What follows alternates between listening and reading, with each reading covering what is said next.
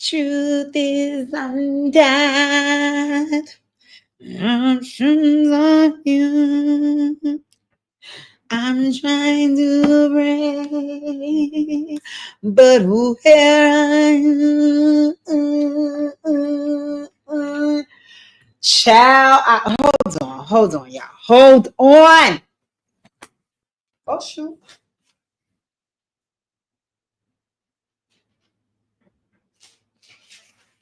Hold on, my mic. Ugh, what happened here?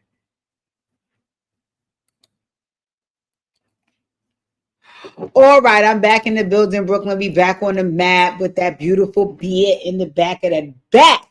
When I tell you that the Shy took me the fuck out, I want to be very clear when I say the Shy took me the fuck out. Okay, I told y'all I would be back. I told y'all I'll be back. I told y'all I didn't hummus I didn't pump fake. I'm trying to drop all my lives today. I don't know if I'm be able to drop a live because I'm having some technical difficulties for all of the shows, but I want to drop something for Real Housewives of Miami too, because I want to talk about this whole Gertie and what's the Julia and I don't know how much I give a fuck about it, but I still want to talk about it. But anyway, like I was saying, the shot took me out. The shot took me out. So, ladies and gentlemen, welcome back to the Operation Hill 100. Ladies and gentlemen, welcome back to the Operation Hill 100 Heart channel, where we do what? Focus on healing human hot topics. And today, one of the hot topics is the TV show The Chi. This is season 7, episode 11. And let's get down to nitty gritty because I got my notes because The Chi took me the fuck out. All right, it started off with your girl Alicia. Aggravating my nephew Bakari. I don't want nobody aggravating my nephew Bakari. I love him. Leave him the fuck alone. And Alicia, you're a fucking nut.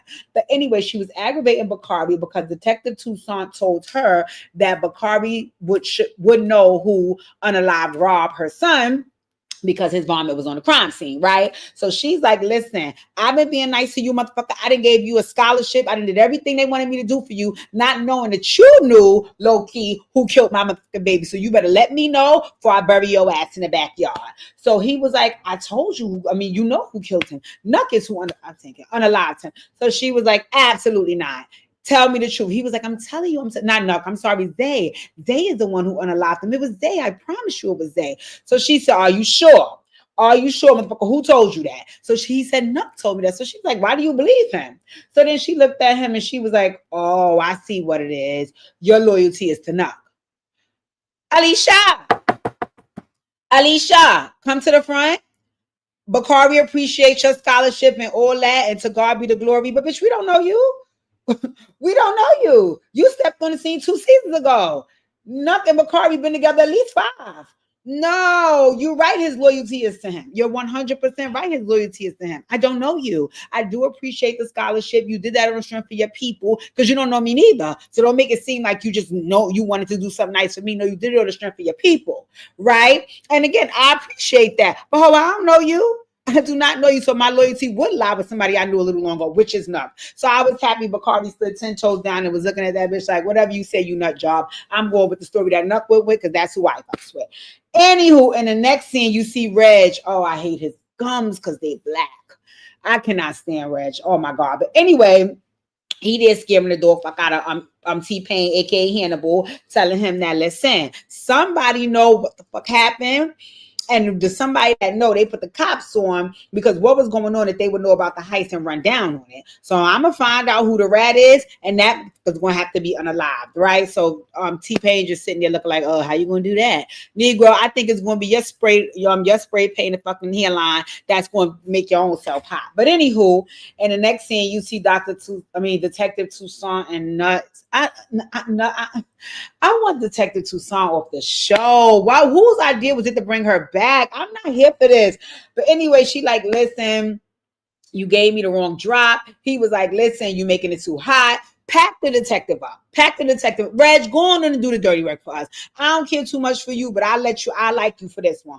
Go on and pack the detective up. Anyway, and the next scene is Bakari and Lene. And when I said, look, Bakari and Lene make me feel like when me and Pookie would, if me and Pookie would have dated as teenagers, this how we would have been. This is how we would have been. Because every minute, Lene looked like she have an attitude with Bakari, knowing she loved the poor fucking man down. And every minute he looked like he don't give a damn about that attitude. He going right around it because he knows she really pump faking and she really loves him. So they remind me it's so cute because even when she acting stink to him, she's still like being sweet and worried about him and stuff, right? So she was like, what's up? What's going on? You said you want to talk to me. You're trying to get back, at least be my friend. What's your deal? So he was like, I'm just stressed out. I believe that Alicia told me she know what's going on and yada, yada, yada. So she's like, well, tell me what's going on. So he was like, well, Lene, I can't tell you everything. She was like, well, first of all, why did you come over here? Because you said you want to talk. And second of all, why you involved me then? Like, what is your deal? So he was like, well, okay, I'll tell you, but you can't say anything. So he was like, it wasn't Zay who took our Rob. It was Nook. And she was like, and you knew that and took that lady money? Like, and I love that she said that because that spoke to her character. You see what she said? Like, how could you know something and AKA be a part of something so cruel and still do that? So I looked at her like, oh, Lene, you so cute and sweet. So he was like, when I got there, he was already unalive. What the fuck you want me to do? Like, it's not like I helped unalive them. I'm just saying, I knew who unalived them, right? So she was like, that's your fucking problem. You keep choosing the streets. You running behind this Negro Nuck. That's why me and you ain't the fuck together. She said, you need to get your shit together. You need to stay the fuck away from Nuck, and you need to handle your motherfucking business, okay? Because I'm tired of this shit with you, right? So I was like, that's right. Then they check his ass. She said, focus on yourself and forget about Nuke, whatever his name is. Anyway, girl, I want Damien off the show too. I want Detective Toussaint off the show, and I want Damien. Damien gets on my fucking nerves. He just gets on my nerves so fucking bad. So anyway, he's in there still beating down Zori, aka Karuchi, right?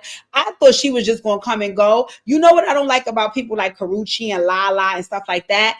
I do not like that y'all keep allowing them to pigeonhole y'all into roles where y'all are just sexual objects. No, Karuchi, you seem like you have some all right acting skills and you cute and you seem like you really want to do this. So like play a crackhead or something. Like, I don't know. And for Lala, I lost all hope for you playing anything else other than that. I think that's why you do all the sculpted and molded into your body, because you only want to play sex kittens. Got it, girl. Do your thing. Marilyn Monroe. So anyway, Damien is there beating down Zori. Keisha come and bang on the door. She like Damien. You were supposed to pick up your nephew from fucking daycare. He's the last kid at the school hooting and hollering. What are you doing in there? So she banging on the door. He jump up, tells Zori get under the bed, and he let Keisha in. So Keisha was like, what the fuck is wrong with you? Like, why every week I gotta check your dumb ass? And he did with that dumb face. Damien gets on my nerves, right? So anyway, she's like, who you was talking to? So he was like, nobody. She's like, yes, you were. I heard somebody. He's like, I was. So she came in. She sat down on the bed. Remember, Zori is under the bed. Then she picked up Zori panties. She said, so you wouldn't talk to nobody. Sweetie, what's your name? And this was so freaking cute because this was reenactment of a scene that happened with Keisha, except she was Zori and Jada, of course, was the mother because it was Emmett's mom. And she said, sweetie, what's your name? And she was like, Zori. She was like, come on, come from up out of there. So when she came from up out of there, she was like, listen, get yourself together. She was like, and I'm going to go downstairs, and next time, don't be late picking up your fucking nephew. And he was like, okay, got it. And then she turned to her and she was like, we have Smokies downstairs if you're hungry. And that's exactly what Jada did to her. She was like, we have breakfast downstairs if you're hungry. Keisha, next to Bakari and Emmett, is one of my favorite cast members on the show. She just always came across as so sweet, so nice. Like, I just love her. Like, so sweet, so nice. She's clearly one of my favorite characters on the show. So anywho, in the next scene, you see Pastor Zeke talking to Charles, aka Rotimi. Rotimi. I can't get your character on Power out my head, so I still can't fucking stand you. But I do like the role you play. And you know what is why I can't stand you? Because every role you play, you just always come across like you trying to be slick and sneaky and slithery and sly. I don't know why. Even with being a pastor, you still give me, you gonna be stealing money from the pulpit. Like, I don't know. So anyway, here he was basically explaining to Zeke, like, listen, I want to be your first up pastor or your next up pastor or your assistant pastor, whatever the case may be. So Zeke was like, well, are you ready for that? Because I don't really know, because sometimes I got to peek at you. So he was like, yeah, I'm ready. I done held it down. When everybody else turned their back on you, I had your back. What's up? When you gonna let me do something? So he was like, you're right. You did have my back. And if you do the work, One of my favorite lines. If you do the work, then yes, you will be next up in line. So then he said another thing was, he was like, well, when you getting married, right? So Charles was like, oh boy, don't start with that conversation. And he was like, yeah, So he was like, come on, Pastor, you can't force me to get married. He was like, no, I'm not trying to force you, but I just think all this company you keep in and all this things you got going on, it could be a distraction for what you can really do. And I was like, it's so crazy. I don't know if it's like, of course, I know when you're talking about something or Googling something or thinking about something, it starts to show up everywhere, including your algorithm. But it seems like, I guess, because of the choices I make, because of the TV shows that I'm choosing to watch, it's like it's all in alignment with the conversations I already be having. Because basically, Pastor Zeke is what I'm saying to so many people around me, which is, you got to start getting yourself together, including self. Y'all heard the other day when I talked about legacy. You got to start building a future. Is that something you want to do with someone special? Is this something that you don't want to do? Like, what is going on? And that's basically what Pastor Zeke was saying. I like Pastor Zeke's transformation. I like Pastor Zeke's transformation. I didn't see this going in this direction. When they first brought him on the show, I was like, okay, they trying to make fun of Pastor Whitehead. Let's move on. So I was like, wow, to see him now, he really seems sincere in a new man that he's becoming. So I like Pastor Zeke's transformation, right? And one of the things he said to Rotimi was like, I can't force you to get married. He said, but you just need to pay attention to who and what you spend your time on and with. And I'm a firm believer in that, because I'm always a person that want to help make people better and do better. And I also want that for myself. And I learned as I got older that I got to protect my energy, because not everybody can do that. Not everybody accepts that. And not everybody wants that. So, when most of the time when you're around people and they don't have the capabilities to do the things that you want to do, or they're not in alignment with you, you have to pay attention to, like what Pastor Zeke said, who you spend your time with and on. All right, and the next scene, Keisha and Emmett is cursing Damien. The fuck out, laying down some ground rules. Damien don't give a fuck about none of that, because when he get back his gambling back, he gonna play y'all dust and he gonna gamble the fucking kids away. So I don't even know why Keisha and Emmett is saying all this, but okay, girl, whatever. Then the ladies get together and they are trying to spend some quality time with Jada, and just saying things like, shouldn't you get a second opinion? Shouldn't you try chemo again? What about holistic diet? All of this stuff. Jada was like, listen, I'm done with all of that. I tried all of that the first go round. I'm not ruining the rest of my life, letting them poke and prod and put me undone and radiate me. I'm done. I'm fucking done. I'm done. I have accepted this and I need y'all to accept this. And they was like, okay, all right. She's like, I want y'all to be okay. I want y'all to take care of each other, take care of my son, take care of my husband, because I can't keep doing this. So that made me so sad that a part of me a part of me feels is admirable to have reached acceptance. The other part of it hurts me, because I feel like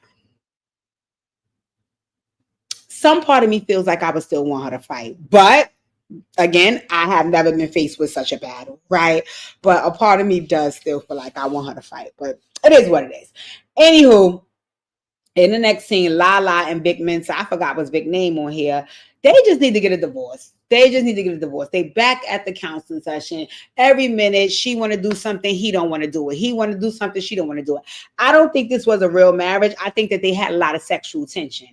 And because of that, they wanted to explore that. And because he wasn't willing to do that until it was marriage, that's why they decided to get married. I don't think they're marriage material. I don't even think they really like each other. I think they like fucking, right?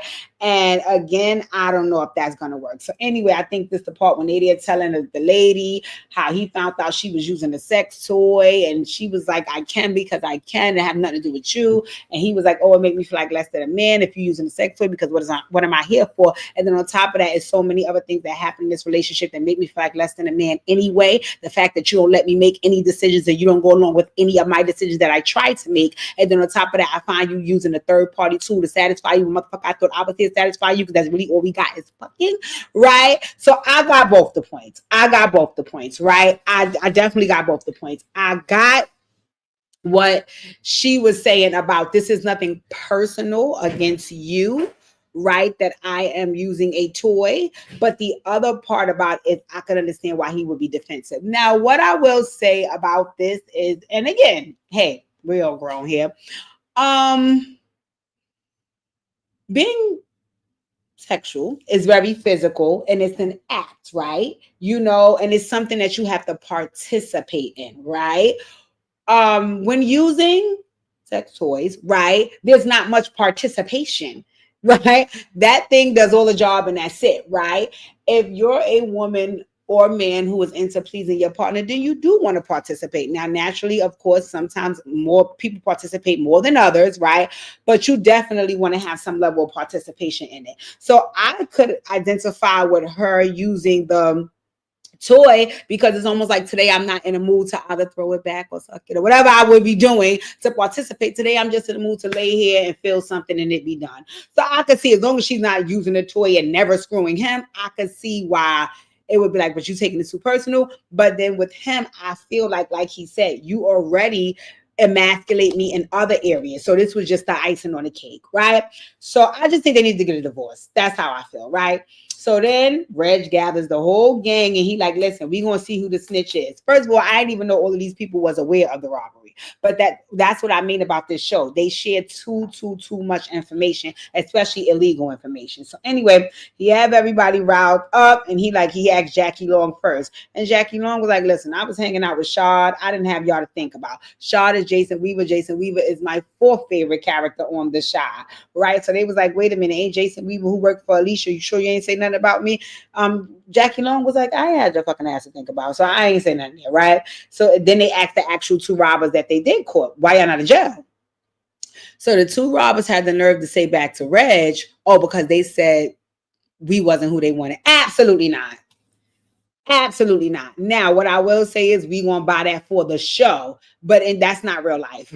That's not real life. We caught you robbing the place red-handed, you're going to jail. Now, granted, we probably gonna try to hold you in here and try to get you to give us who we really want, but we ain't letting you go. So y'all could cut that BS out, right? So then Reg asks his T-Pain, look at motherfucking Hannibal, and his wife, what's up? Where y'all was at. So Penny Proud was like, listen, I cooked, we ate, we went to bed. She shut it down quick, right? So Reg was looking at her. He said, Penny, I think you know something. So he backed out the gun horse. So they like, oh, whoa, not chill. He was like, you know what? Everybody get the fuck out. Everybody get out. Everybody get the fuck out because y'all aggravating me. Nobody don't want to tell who did it. But when I find out, I'm unaliving that person, right? So then after that, Reg pulled Zaria to the side and was like, listen, Candace rather on the show. He was like, listen, do you like your job? So she was like, I mean, it's cool or whatever. He was like, won't you come work with me? She was like, absolutely not. I'm not here to be the queen to your slut. Absolutely not. Yeah, Candace, say your shit. So he was like, no. I don't need you to rob me. I just need you to be my lookout. Absolutely not. Absolutely not. Had I been Candace homegirl or Candace, that's exactly what would have came out my fucking. Absolutely not. And that still makes me an accomplice. Absolutely not. So anyway, she was like, I don't know. I got to think about that. I don't want to be robbing no houses. He was like, yeah, well, think about it and get back to me. Only thing you will be doing is being an air quotes lookout, right? So anyway, Darnella's back over here. That's Papa Bluetooth. He back over here at the Greek group. And he talking to Tasha Mack, right? And Tasha Mack gave him an idea. She was like, listen, because he was like, it's so hard, like these last days just in the waiting space, it's too much for me. So she was like, well, I have an idea. Won't you give her a living funeral, right? So what we call that in my family is a celebration of life, not a living funeral. Why we say that? But anyway, she was like, because that will allow folks to tell her how they feel about her and give her flowers while she's still around, as opposed to when she was gone, right? So I was like, yeah, that definitely makes sense. I love celebrations of life, but what made it even better is I look at celebrations of life as like birthday parties and stuff like that. I didn't know we just do it for the people that were sick and give a living funeral. But anyway, good idea. So Papa Bluetooth was like, yeah, I'm on it. So he went to run down on Jada with it, and she was like, yeah, I don't mind. She was like, I just don't want no sad shit. I know that's right. So Pastor Zeke is there trying to get his family back. And I respect that, right? It looked like Pastor Zeke's ex-wife rather, Kenya's mother, she looked like she could really be Felicia Rashad's daughter. I wonder, is that really her daughter? Because she looks a lot like her and she sounds like her. But anyway, he's over there like telling her how he's going to make Charles the assistant pastor so he can now spend more time with his family. She was like, I'm finally glad that you recognize that family is what's important. He like, yeah, I'm recognizing it. And then they do like a little handhold thing. And I was like, I'm proud of you, Pastor Zeke, even though you had to wait till that white hole left you to see who, you know what? I'm not even going there. Anywho, Penny Proud, aka Angie, and T-Pain, aka Hannibal, they go to some church event, right? And it turns out that Charles, aka Rotimi, he know Angie. So he like, oh my God, Angie. They run, they embrace. Oh my Lord. So Hannibal was like, what the fuck is going on here? She's like, oh no. I know Angie because I used to date Angie's sister, and Angie used to be cock blocking. And Angie was like, you must be right, I was cock blocking because you wasn't treating my sister right, and we wasn't going to deal with that. And then he asked, how was the sister? And she said she's pulling along, and he said she feel like she's the one that got away. I wish they just show who the sister is because I'm tired of hearing about her and I'm not showing who she is. So I can't wait to find that out, right?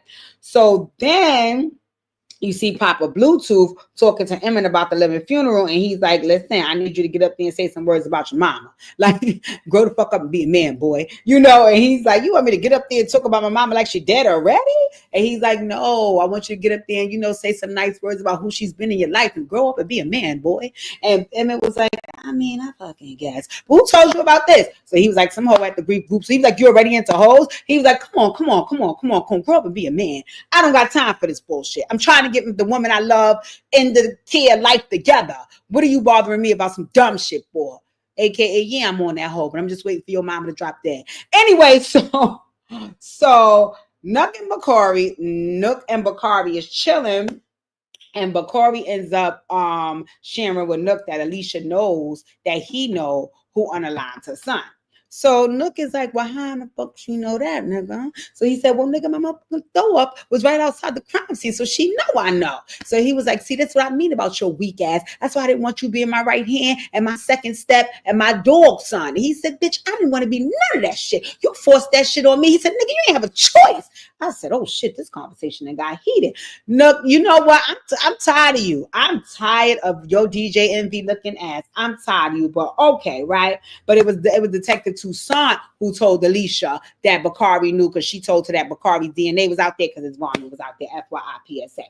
So anywho, Papa and Pastor Zeke was having like a one-on-one, and Pastor Zeke was basically saying, like, I don't want the congregation to come in and think I'm trying to, you know, be your father, you know. And he was like, yeah, you know, Papa was like, yeah, they do have some strikes against you because they feel like, you know, you didn't make it on the big circus, and now you're trying to come down here to a little church and beg and plead for our forgiveness. And he was like, no, it's not like that. I really want to reintroduce myself because I'm a new person. So Papa was like, how about you come on Papa's pulpit?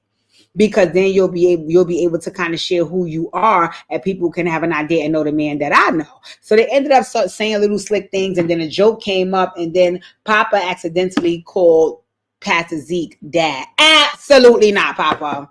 Absolutely not. No.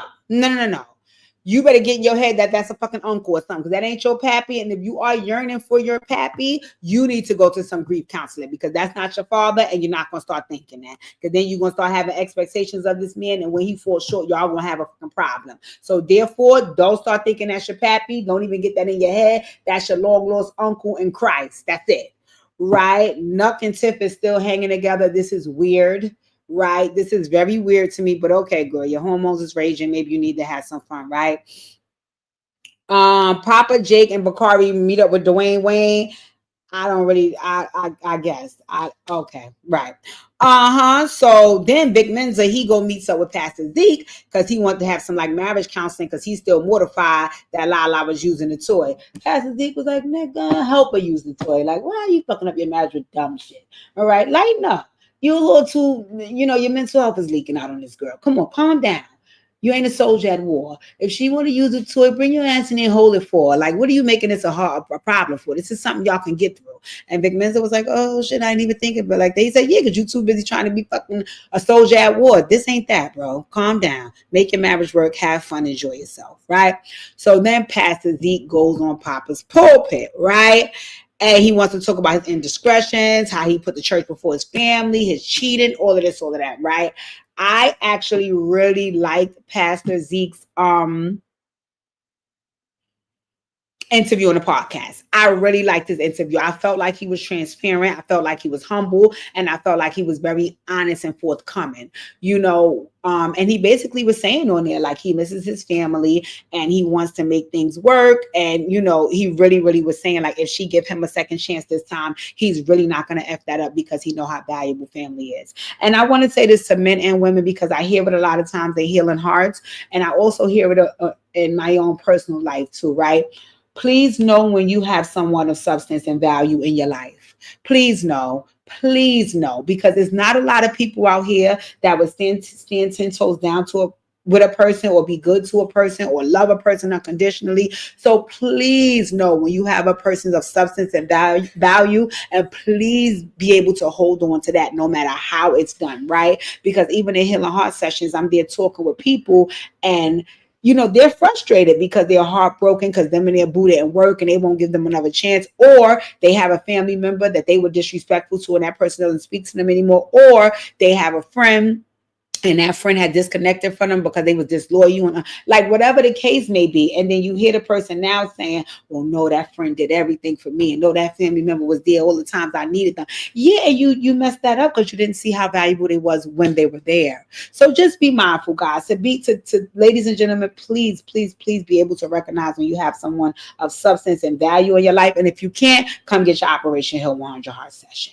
So anywho, Bakari and Jake is walking back from seeing Dwayne Wade, and they talking, and then they were approached by an unmarked vehicle, and the unmarked vehicle did some weird shit. So Bakari and Jake ran down the alley, and then when they got down the alley, in my opinion, I think that Bakari felt like, listen, I'm street and you're not, right? You're selling clothes, I'm still in the streets toting guns. So what I think we should do is split up, because if anything happened, I'd rather it just happen to me. I kind of got that vibe from what Bakari did, but I also know they was trying to reenact the whole Boys in the Hood type of thing, right? So anyway, they ended up splitting up, and while they walking their separate ways, Bakari is into his scratch-offs like a nut, and Jake kept looking back to make sure Bakari was good. But the car ended up pulling up where Bakari was and started letting off, and he got pow twice. Chest, leg. I was mortified. Bakari is my number one favorite cast member on the show, so I was horrified when that bullet came through his chest. I wanted to freaking break down, but then they hurry up and show it was a dream. So I'm like,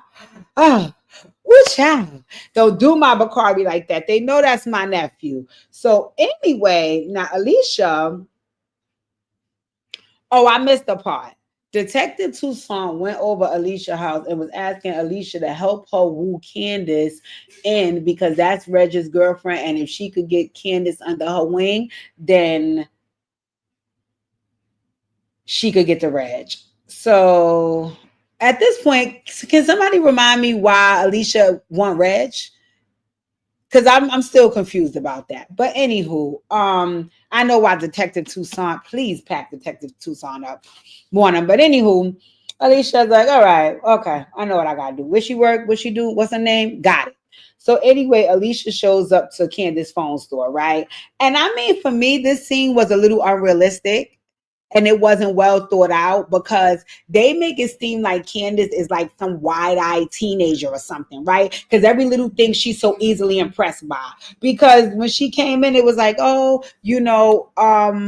I don't usually do this. My assistant usually does it. Well, who's your assistant? Well, what do you do? What type of woman are you? Because even at one point when she said, well, what do you do? Alicia was like, that's a loaded question. Exactly. Why the fuck are you asking me what I do? Unless I'm getting the phone and you need to know that for those purposes. Why are you asking me my business? You don't even know me. So she just seemed too wide-eyed and doughy, and they made her too immature. And because of that, she was too forthcoming with information too quickly too. Because she was like, once Alicia saw she was roped in, she was like, do you want to go to Bora Bora? Have you ever been out the country? Do you want to live like me? And she's there like a teenager. Yeah, I would love to. And I'm looking like, ain't you a grown-ass woman? You don't even notice that you're at work. Like that, to me, that didn't seem realistic. So then she was like, okay, well, I can help you be like me, and here's my card, and yada, yada, yada. And then she said, are you in a relationship? And now she acts like she's aware, right? Why are you asking me that? But even with her acting like she was aware in those moments, she still was forthcoming with the information. So she's like, yeah, but it's just that, he's in the streets. And what are you telling this lady this for? You don't fucking know her. So I'm looking like this part right here, I guess, right? So anywho, Lene and Kenya chopping it up in what's the name of the restaurant? Smokies in the back in the kitchen, and she just asked her about, did you see your father on Papa's pulpit? She like, oh yeah, I seen it. It was exhausting. And she's Lene was like, but I see Papa happy you back. She's like, I'm happy to be back. And then the other lady came in and told them get to work, right? Shaw got his new woman. It looked like that situation is working out for him, so that's good. And then now we at the celebration of life, right? Why Jada's old masseuse, air quotes, showed up. I said, all right now. He used to be busting Jada ass, right? So, because at that time she ain't had no man and she was getting happy endings, right? So, anywho, he just said he wanted to come and pay his respect. You should have seen Papa Bluetooth. Papa Bluetooth was looking like, who told this nigga that he was doing this? This my shit. This my bitch now. Fuck is he doing? He looked at him. Yeah. You need to go by the bar and get you a drink, brother. God bless. I was cracking up. The old masseuse was like, okay, all right, I'm gonna just go over here.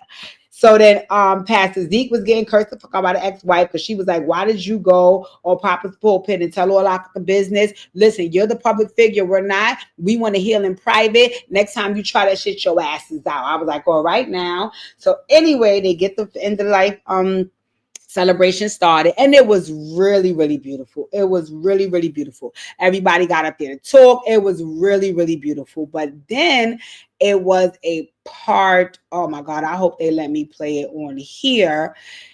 It was a part that, the last part, they was like, they wanted Emmett to get up and speak about his mom. Let me see, y'all. Hold on one sec, because I had the video of it. Truth is, I'm down. Make sure you guys hit the thumbs up on this video, please. Please make sure you hit the thumbs up on this video, ladies and gentlemen. Hold on one sec. I want to see if I could play the video for y'all because this took me out. This took me out. I tried. I broke down to the last compound because one is that, you know, boys and their moms. So that's one. And then two, you know, Emmett, I think he had to really, I don't know if he has a deceased parent or if he had to really channel thinking about his mom. I don't know what he had to do, but Emmett tore that up. Like the way his face, like he's such a good actor. He is such a good actor, and he did so good because you could honestly tell he could not keep it together. He could not keep it together. To a point he never even got the speech out. I said, this poor child. And it kind of, I don't know, for whatever reason, like it kind of put me in the mind of my own brothers because I can't imagine that either of them will be okay living life. None of us would be okay with living life without my mom. But I think that, you know, again, mothers and their sons, I think that just watching that breakdown from a man about his mom is just it's so much. And I mean, he broke the down. I mean, down to the last compound. I mean, down. Come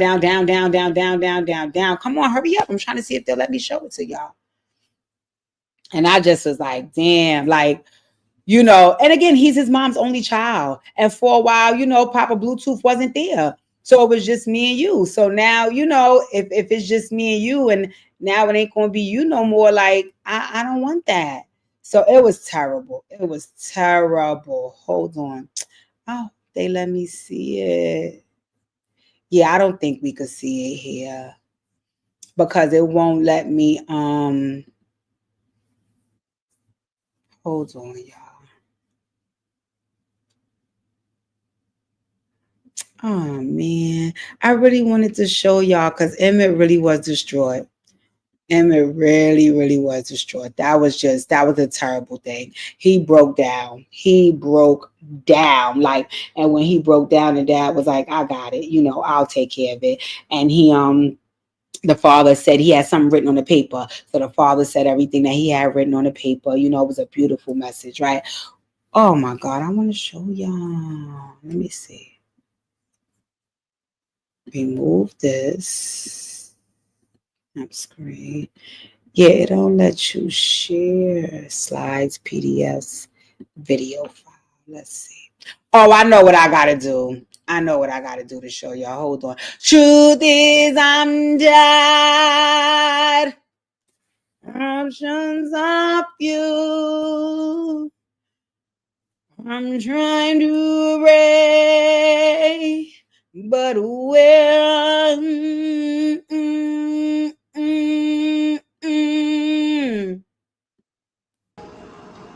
Okay, hold on, y'all, hold on. Here we go. I got a good thing going with a bad bitch. Hey, I got it. Here we go.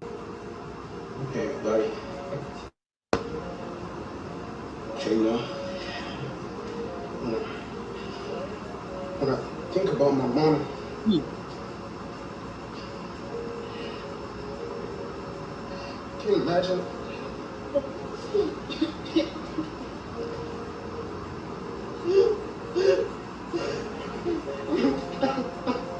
Hmm.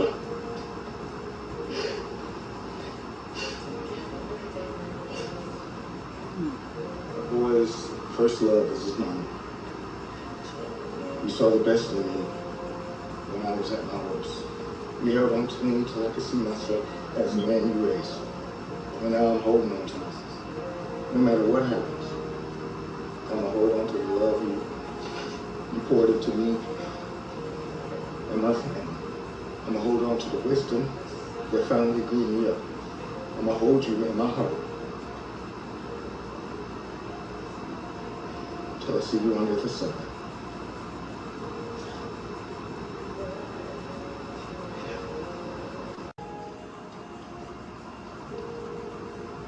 Hey, buddy. Kayla, when I think about my mom,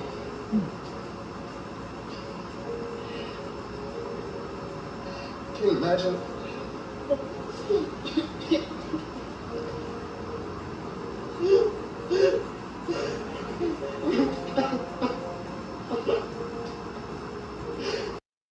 Yeah, that it make me want to cry right now, girl. That's that.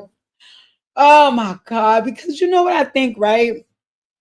My the I can't prepare for it. I can't prepare for it. I can't prepare for it. As unfortunate as it may sound, it gotta happen abruptly. It has to. I cannot. That something about, like, again, you see him there, like, I gotta talk about. I can't do it. I can't. Oh God, y'all done got me moved. I can't do it. I cannot do it. I cannot do it. And watching that scene, like, I felt like his real mother. Like this wasn't even no. Like, oh my God, yeah, that broke me.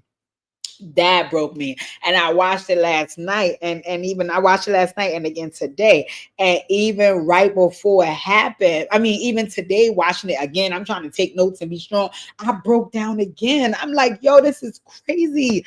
Like, oh my God, oh my God. So watching this part of the show is heartbreaking, but I'm tuned in, and anywho, in the next scene, oh wait, before they go, so now they let everybody come up, which I thought was so nice, and they was all giving Jada flowers, all giving Jada flowers, all giving Jada flowers, right? And in the next scene, Jada and Emmett, they sat outside of, I think that was Smokey's, right? Because I think that's where they had it at. Or maybe not, I don't know. Anywho, they was out there talking, and she was like, he was like, I'm sorry, I couldn't get all my words out, mama. I love you. It's just hard for me, to say these things. I don't know what I'm gonna do without you. And she like, listen, don't worry about that. I know how you feel. I love you. Just know I'm very, very proud of you. She said, and another thing I need for you to do, I need for you and Keisha to make it. I need for y'all to be safe. I need you to get the fuck out of Chicago. And he was like, Mom, but this is all I know. She said, I know, but you got to leave. It's not safe here, and I agree. I agree. I know Smokies is there and all of that, but with the recent turn of events and, you not having your covering around, which is your mother, I think that, yeah, y'all should go as well. I'm not going to lie, but I do understand with Emmett, this is all I know. My business is here. So it is a catch-22, but definitely something I think Emmett should consider, right? So then they flash to Reg and Candace is there texting away. So Reg is like, who the fuck you texting? So she was like, my new mentor. Yeah, I could already see Zaria gonna get on my nerves. I cannot take the. You don't fucking know lady. You know lady 5 hours. That's your new mentor. I don't know you. Like, what is this? So anyway, he was like, who? So he was like, she was like, my new mentor, her name is this, and she gonna teach me that. And he was already suspicious. He's like, I don't trust that lady. He was like, what's her name? So I think she said Terry or something. He was like, yeah. All right. So anywho, Keisha and Emmett come back from the celebration of life, and when they walk in the door, naturally, Daniel's supposed to be fucking watching the little boy. He is asleep on the couch and Zori is watching him. What if this girl would have fucking ran out with the little boy? You don't know the girl family. You don't know what to look for. You hear me, Daniel? Damien gets on my fucking nerves. So anyway, they walk in and they like, what the fuck are you doing here? So she was like, he called me over, and then the baby was upset. So I calmed him down, and I didn't give him no candy. He had apple slices, and she just seemed to be really good with him. Meanwhile, Damien just did knock the fuck out, sleep. So they start talking about, oh my God, you're so good with him. And she's like, I love kids. I used to be a babysitter, but when the father of the family made a pass at me, and I'm thinking that I'm like, yes, the fuck you are. You're an info. So of course that would happen. So in any event, they was like, well, we are looking for a nanny. So she was like, oh, I could use the money. So Emma was like, wait, how much money? So she was like, so Keisha was like, all right, well, let us think about it and all of this and all of that. And she just like, well, I'm a free spirit. And Emmett was like, because I'm reformed. And I was looking like, absolutely not, Keisha. Kiki, come to the front of the congregation. Don't fall for that. Don't fall for that. Emmett had that girl bent over and back shots in there in a heartbeat. Do not fall for that. Don't make that girl y'all nanny. She too horny and Emmett too weak. But anywho, and he don't need no temptation. Not walking around the house or like a sex parent. Absolutely not. So anywho, you see Jada and Papa Bluetooth laying in the bed after the celebration of life. So she tapped him and she like, thank you for so much for tonight. It was beautiful. I loved it. And she also started to share with him that, I know that you love me and I love you too. But when I'm no longer here, I don't want you to be by yourself. I want you to get back out there and I want you to find love because you deserve it. And I don't want you to end up alone. And he was like, why you talking like that? I love you. I ain't gonna love nobody like I love you. And she was like, no, I understand. I understand that 100%. But the other side of that is that I won't be here and I don't want you alone. And I thought that was so sweet and so nice for her to give her blessing, right? And Tiff and Trig is at the bar and they cleaning stuff up and Tiff water break. Something about what Tiff is doing, even though nothing has happened, never mind. It's too much attention seeking. It's too horny. It's just too much for a pregnant person. Go home. Like, I don't know. But anyway, her water breaks and Trig is like, got you. I'm going to hold it down and all of that bullshit, right? We'll see. I guess she in labor now. We'll see in the next episode. I think the next episode, the last episode too. And then you see Candace going on her first job with Reg. Right, so she's driving him to the house, and then she's gonna sit outside and keep the car running while he go do the robbery. In the meantime, Candace now texts Alicia, who she just met 5 hours ago, to let her know she's scared. Bitch, scared of what? Because if you were scared, you should have stayed your ass home. And if you are scared, why are you reaching out to this lady that you don't know to save you? Like, I can't with this. So anyway, that was the end of the episode. You never saw what came out of it. You just know Reg went in the house and she started texting Alicia. And I was the fuck over it, okay? Because you two doughy-eyed and bright-eyed and bushy-tailed for me. Wake up, girl, you in Chicago. Anywho, child, the Shy had me in a choke hole. When Emmett broke down like that, I started boo-hooing. The Shy had me in a chokehold. But again, I'm still enjoying. I'm a little sad that next week, I think, is going to be the last episode. That's what I heard. It's the end of the season. I'm like, I need more. Come on, y'all got to add more episodes to the season. Anywho, it's another song at the end. I think it's Vic Mensa's song, but if it's not, he's on the song. I tried to search for it, but couldn't find it. I love the song that they play at the end of this episode. But I also loved another song, the song that they played when Unalive Rob. They always have good music. But in any event, ladies and gentlemen, drop down in the comments and let me know what you think my assessment of the Shy's episode was. Did you see something different? Did I miss a part? Did you want to add something on to something I said? Let me know. Please don't forget to hit the thumbs up on this video and I will be back. I promise y'all. Enjoy your weekend.